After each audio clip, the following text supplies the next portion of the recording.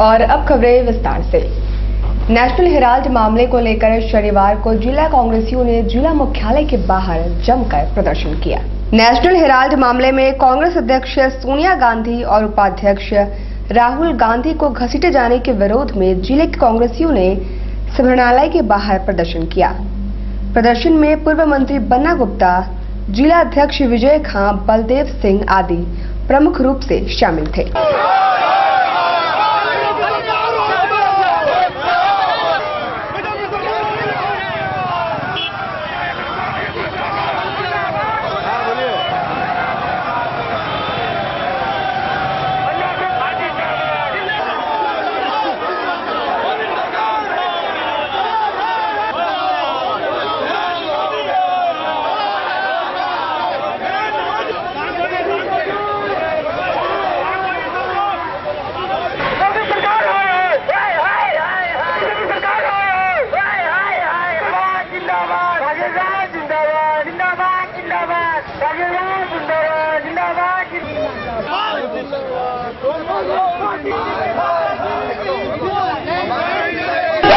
आदरणीय राहुल जी और पार्टी के वरिष्ठ नेताओं पर एन केन प्रकार से झूठा मुकदमा करके जो प्रताड़ित करने का काम कर रही है, उसके विरोध में हम सारे लोग प्रतिवाद करते हैं और ये बताने का काम करते हैं कि यह देश सहनशील देश है और इस देश में हम सारे कांग्रेस के लोग अन्याय के विरुद्ध में जन आंदोलन करेंगे, जनतांत्रिक तरीके से आंदोलन करेंगे और जो इनकी दमनात्मक कार्रवाई है इसका हम विरोध करते हैं और सड़क से लेकर सदन तक और अदालत में भी पार्टी अपने मजबूत साक्ष्यों को रखेगी और रखकर इनको मजबूत स्तर पर इनका विरोध करेगी।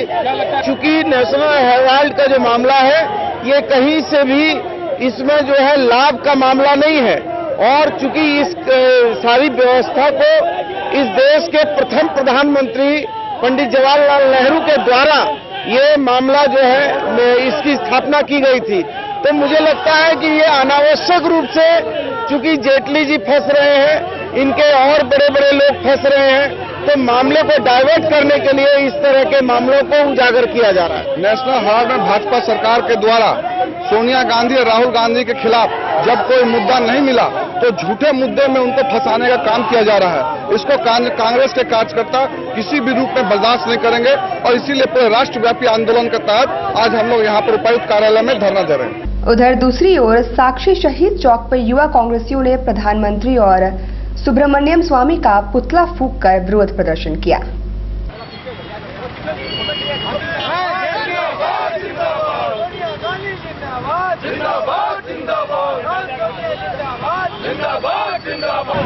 भारतीय जनता पार्टी की सरकार प्रधानमंत्री नरेंद्र मोदी के द्वारा जो कांग्रेस को और सोनिया गांधी परिवार को प्रताड़ित करने का प्रयास हो रहा है वह बहुत ही निंदनीय है।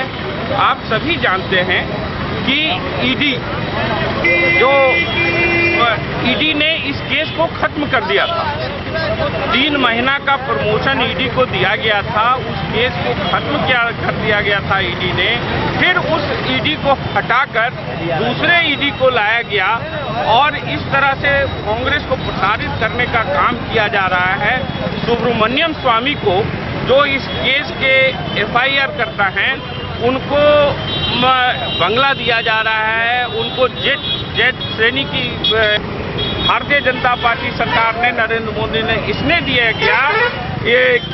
दिया क्योंकि वो ये मतलब कि याचिका करता थे, वो FIR करता थे, उसको मतलब कि फायदा पहुंचाने का काम किया गया। निश्चित रूप से हिंदुस्तान की जनता प्रताड़ित करने वाली राजनीति को, बदले की भावना की राजनीति को स्वीकार नहीं करती है और इसका जो है खामियाजा भारतीय जनता पार्टी को, नरेंद्र मोदी को भुगतना पड़ेगा। नेशनल हेराल्ड का मामला क्या है, इस पर विस्तार से प्रकाश डाला है वरिष्ठ कांग्रेस नेता बलदेव सिंह ने। वो कांग्रेस के ही द्वारा स्पॉन्सर्ड एक अखबार है, तो कांग्रेस के परिवार ने उसमें खाली मैनेजमेंट की व्यवस्था को चेंज किया है और ट्रस्ट बना दिया है और उसके एम्स एंड ऑब्जेक्टिव्स में कहीं कोई परिवर्तन नहीं है। ये मामला कहीं संज्ञान लेने वाला मामला बनता ही नहीं है। आए दिन कई संस्थाओं के मैनेजमेंट में चेंज होता है, लेकिन उसका अगर एम्स एंड ऑब्जेक्टिव्स चेंज नहीं होता है तो व्यवस्था परिवर्तन में कोई केस नहीं बनता है। यह जबरदस्ती केस बनाया जा रहा है और जबरदस्ती कांग्रेस के नेताओं को, राहुल जी को और सोनिया जी को इसमें घसीटने का प्रयास किया जा रहा है। ये लगता है कि पॉलिटिकल वेंडेटा है, ये लगता है कि हम अपने आप को बचाने के लिए दूसरे के ऊपर कालिक पोतने की कोशिश कर रहे हैं। मंगल बाजार के दुकानदारों ने शनिवार को पूर्व मंत्री बन्ना गुप्ता से मुलाकात कर मदद की गुहार लगाई है। साक्षी मंगला हाट के दुकानदारों ने प्रशासनिक उदासीनता से परेशान होकर अंततः पूर्व मंत्री बन्ना गुप्ता के शरण में पहुंचे। उनके कदमा स्थित कार्यालय में दुकानदारों ने अपनी व्यथा सुनाई कि किस तरह 5 माह से उन्हें दुकान नहीं लगाने दिया जा रहा है, जिससे उनके परिवार के समक्ष रोजी रोटी की समस्या उत्पन्न हो गई है। मंगला हाट के संबंध में आए थे, जिसे हम लोग मिलने के बाद जो है कि उन्होंने मंगल के दिन 22 तारीख बाटा चौक में हम लोग का आम सभा रखा।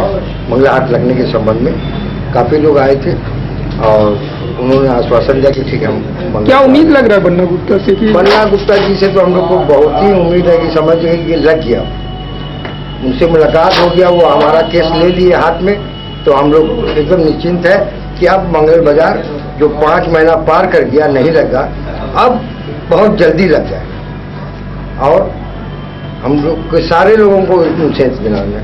पूर्व मंत्री ने उनकी बातों को सुनने के बाद मंगलवार को साक्षी में आम सभा करने का फैसला लिया और कहा कि मंगल बाजार के दुकानदार और ग्राहक दोनों ही गरीब होते हैं। मंगल मार्केट है, जो मंगल मार्केट है वो सारा गरीब लोगों का एक दिन का दुकान चलता है और बेचने वाले लोग भी गरीब हैं और खरीदने वाले लोग भी गरीब हैं। जो आमतौर पे बड़े बड़े दुकानों से अपने बच्चों के लिए, अपने परिवार के लिए जरूरत की सामग्री नहीं खरीद पाते हैं, वैसे लोगों को मंगल हाट के लोग सस्ते दर पर बड़े बड़े महानगरों से या बड़ी बड़ी कंपनियों से सस्ते दर पर सस्ता माल उपलब्ध कराते हैं और वो आम अमूमन जो बड़े लोग नहीं हैं, जो मध्य और गरीब लोग हैं, उनकी जरूरत की पूर्ति होती है। और जो पूर्ति करता है, जो मंगल बाजार के दुकानदार हैं, वो खुद भी बहुत ही रोज कमाना रोज खाना वाली प्रवृत्ति में है और ऐसी परिस्थिति में जिला प्रशासन 5 महीने से लोगों को रोजी रोजगार में दखल देकर अवरुद्ध कर दिया है मार्ग को। तो मैं समझता हूँ कि ये मानवीय दृष्टिकोण से ये सरकार पूरी तरीके से विमुख हो गई है और मानवीय दृष्टिकोण के विरोध में काम कर रही है। अब ऐसे परिप्रेक्ष्य में बड़े बड़े महानगरों में भी एक दिन का मंगल मार्केट लगता है। पता नहीं यहाँ की सरकार क्यों मंगल मार्केट एक दिन के लगाने में उनको क्या तकलीफ हो रही है, क्या आपत्ति हो रही है। हमने तो सुना है कि कुछ बड़े भाजपा के लोग हैं जिनका व्यक्तिगत स्वार्थ जो है वो कहीं ना कहीं अवरुद्ध हो रहा है और उसी के कारण जो है सामूहिक रूप से गरीबों पर अत्याचार हो रहा है और प्रशासन सामूहिक रूप से गरीबों पर अत्याचार कर रहा है, गरीबों का रोजी रोजगार छीन रहा है। मैं समझता हूं कि ये बिल्कुल जनहित के विरुद्ध है और इसी परिप्रेक्ष्य में मैं मंगलवार को जा रहा हूं, वहां आम सभा करूंगा। आम सभा करने के बाद यदि जिला प्रशासन ने कोई ठोस और कारगर कदम नहीं उठाया तो इस विषय को लेकर एक बड़ा जन आंदोलन छेड़ा जाएगा।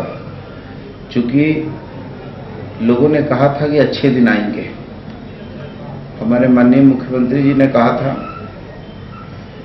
अच्छे दिन आएंगे, प्रधानमंत्री जी ने कहा अच्छे दिन आएंगे, माननीय मुख्यमंत्री ने यहाँ कहा कि स्थानीयता को हम प्राथमिकता देकर तुरंत स्थानीय नीति घोषित कर देंगे उन्होंने आते आते जमशेदपुर के लोगों को कहा मालिकाना हक दिलवा देंगे, और मालिकाना हक दिलवाने के नाम पर 10 वर्ष तक माननीय मुख्यमंत्री जी लोगों को तरह तरह से आंदोलन करते रहे, आंदोलित करते रहे, और समय समय पर लड्डू मीठा गुलाल उड़ाते रहे, लोगों से भाजपा को वोट देने की अपील करते रहे।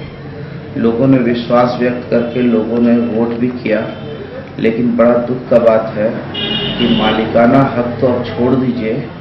मालिकाना हक की बात तो ये जैसे 15 लाख 20 लाख रुपए बैंक खाते में आएंगे और एक जुमला बन गया, वैसे ही जमशेदपुर में मालिकाना हक भी एक जुमला बन गया।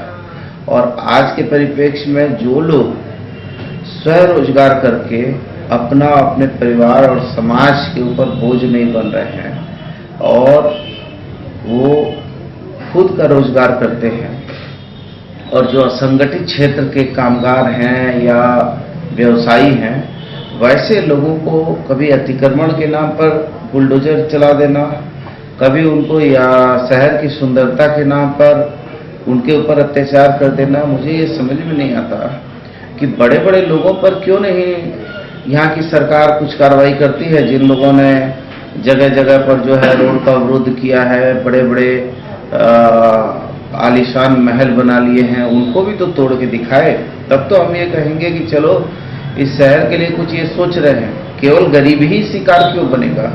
तो ऐसे परिप्रेक्ष्य में हम इसके विरुद्ध में मंगलवार को सभा करेंगे। सभा करके हम संकनाद करेंगे और संकनाद करके इसके विरुद्ध में एक जनहित का एक बड़ा जन आंदोलन छेड़ेंगे। शास्त्री नगर के रहने वाले चंदन प्रसाद को उनकी उपलब्धि पर पूर्व मंत्री बन्ना गुप्ता ने बधाई देते हुए कहा कि शहर की मिट्टी में प्रतिभा है।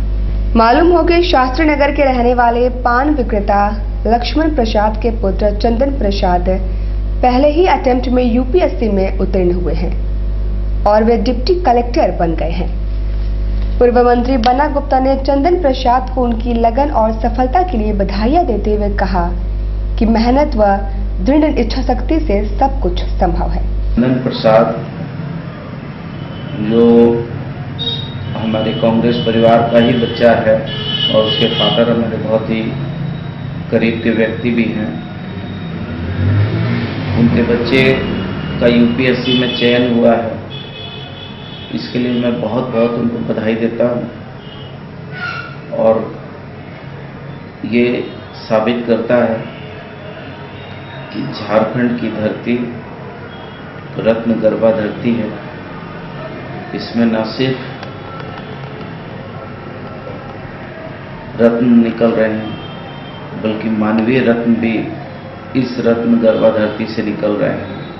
और हमारे बच्चे यूपीएससी, इंजीनियरिंग, डॉक्टरी और अच्छे अच्छे जगह पर जा रहे हैं। गरीबों के बच्चे, हमारा एक टेम्पो चालक की बेटी भी डॉक्टरी कर रही है। तो मुझे पूरा विश्वास है कि हमारी धरती बहुत उपजाऊ है और ये धरती हमारी माँ के गर्भ से बहुत वीर निकलेंगे, विद्वान निकलेंगे, बुद्धिजीवी निकलेंगे, और हम सभी लोग उनके अच्छे भविष्य की कामना करते हैं और उन्हीं के भविष्य से झारखंड का भविष्य भी संवरेगा, सुंदर और सुनहरा होगा। ऐसी कामना के साथ उनको बहुत बहुत बधाई देते हैं, उनके परिवार के लोगों को बहुत बहुत